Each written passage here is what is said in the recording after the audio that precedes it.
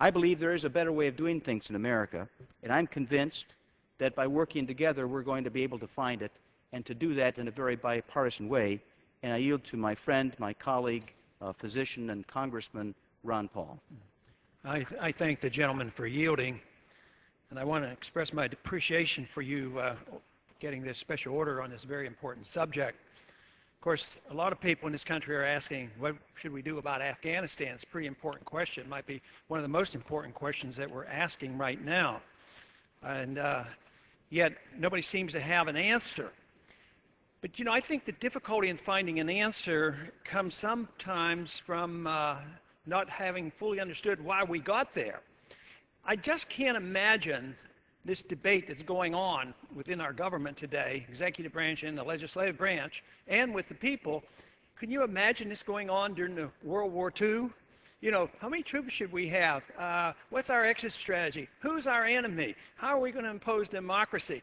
It is so far removed from what a traditional responsibility is of our government to provide national security. Now, they've practically run out of excuses for why we're over in Afghanistan. The only one that is left that they seem to cling to, oh, we're there for national security. We want to fight the bad guys over there because we don't want to fight them over here.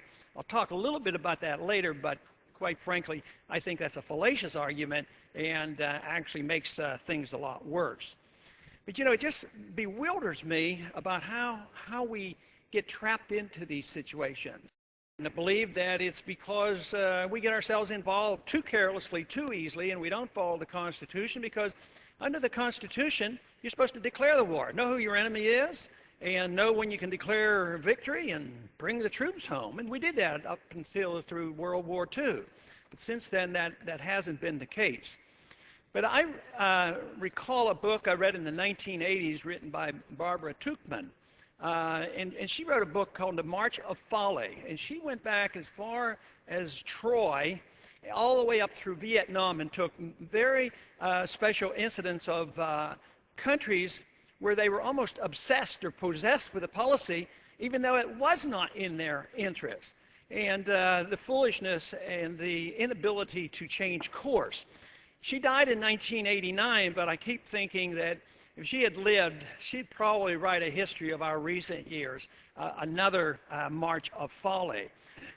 Just think of what has happened since the Berlin Wall came down and the Soviet system collapsed. I mean, it didn't take us long. Did we have any peace dividends? No. There were arguments for more military spending. We had more responsibilities. We had to go and police the world. So it wasn't long after that. What were we doing? We were involved in the Persian Gulf War. And then, following that, we had decades of bombing in Iraq, which didn't please the Arabs and the Muslims of the world, and certainly the Iraqis, but it had nothing to do with national security. And then, of course, we continued and accelerated our support of the puppet governments in the Middle East, the various governments. In doing so, we actually went to the part of not only supporting the governments, but we started putting troops on their land. And when we had an air base in Saudi Arabia, that was rather offensive. The people, if you understand the people over there, this is a violation of deeply held religious view. It's considered their holy land, and foreigners, especially military foreigners, are seen as infidels. So if you're looking for a fight or a problem, just put troops on their land.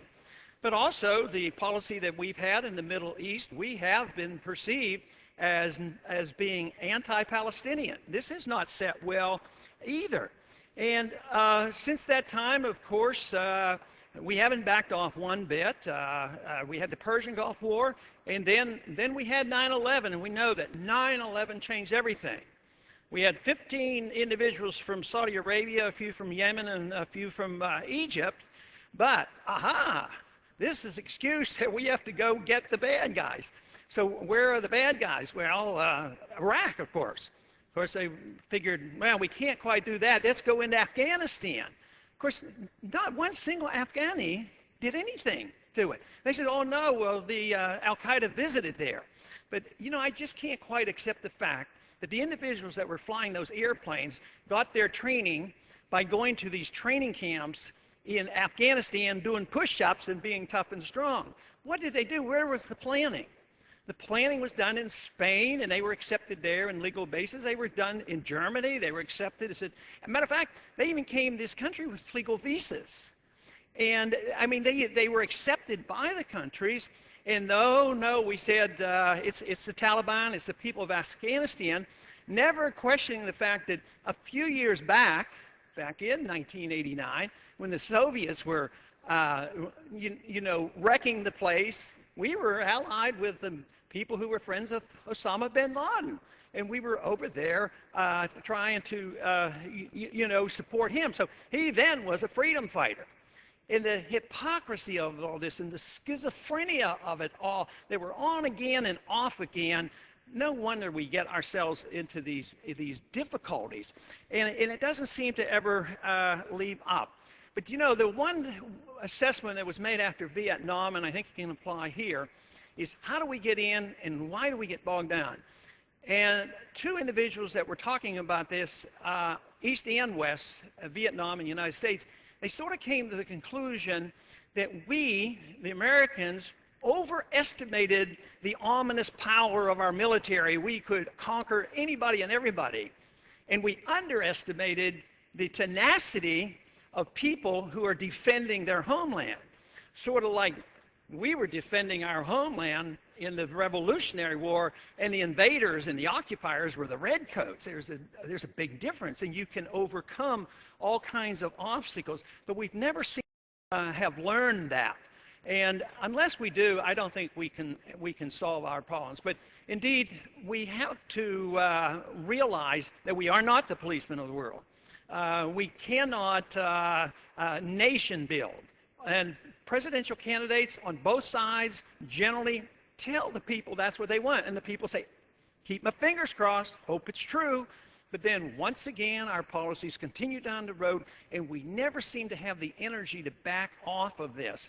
And I emphasize once again that I think we could keep our eye on the target, emphasize what we should be doing if we went to war a lot more cautiously. That if we have an enemy that we have to fight in our national defense, then there is a declaration of war. Will the gentleman yield for a moment? I will yield. At the beginning, in the formation of the United States, we had an outside observer come over here, Alexis de Tocqueville. And de Tocqueville observed that with our republic, it would be very difficult to get this country, this nation, to go to war. But once involved in a war, very difficult to stop it. And I think that MO, that picture, that frame, is in part what's happening here. Now that we are involved in a ground game in other areas of the world, it's very difficult for our republic to pull back.